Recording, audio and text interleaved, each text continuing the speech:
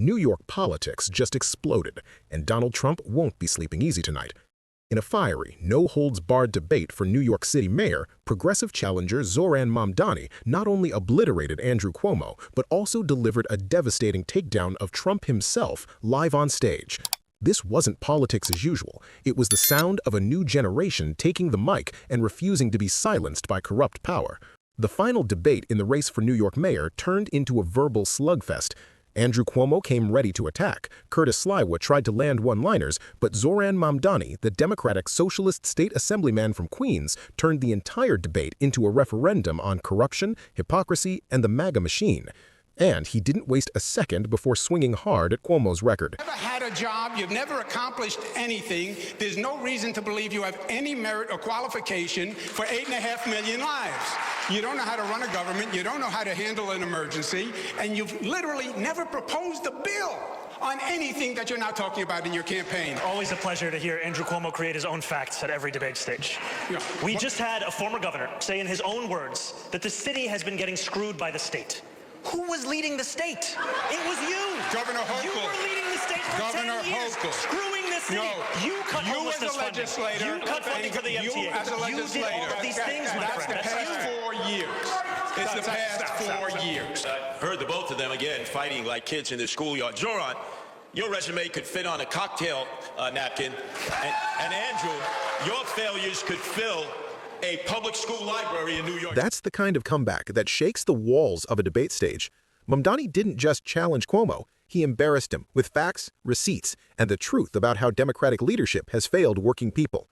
But that was only the warm-up. What came next hit like a political earthquake. In 2021, 13 different women who worked in your administration credibly accused you of sexual harassment. Since then, you have spent more than $20 million in taxpayer funds to defend yourself, all while describing these allegations as entirely political. You have even gone so far as to legally go after these women. One of those women, Charlotte Bennett, is here in the audience this evening. You sought to access her private gynecological records. She cannot speak up for herself because you lodged a defamation case against her. I, however, can speak. What do you say to the 13 women that you sexually harassed?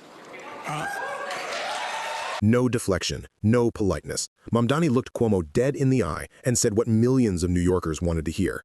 It was accountability, live, raw, and in front of the nation.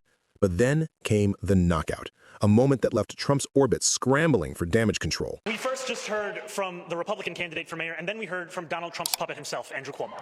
You could turn on TV any day of the week, and you will hear Donald Trump share that his pick for mayor is Andrew Cuomo. And he wants Andrew Cuomo to be the mayor, not because it will be good for New Yorkers, but because it will be good for him.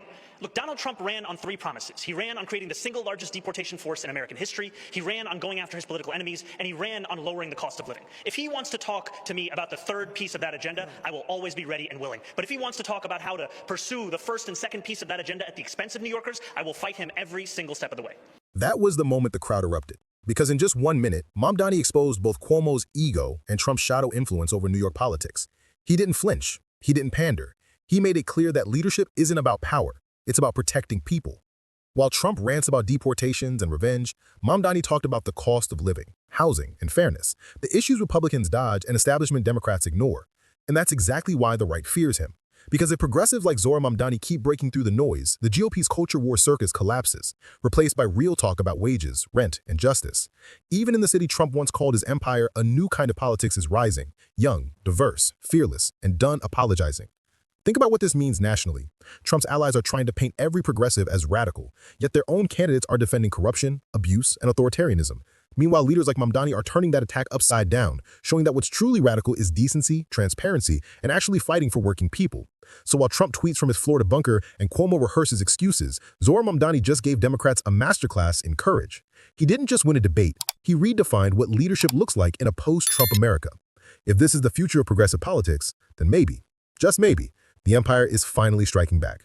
Follow the channel, turn on notifications, and tell us in the comments, would you vote for a leader like Zoran Mamdani in your city?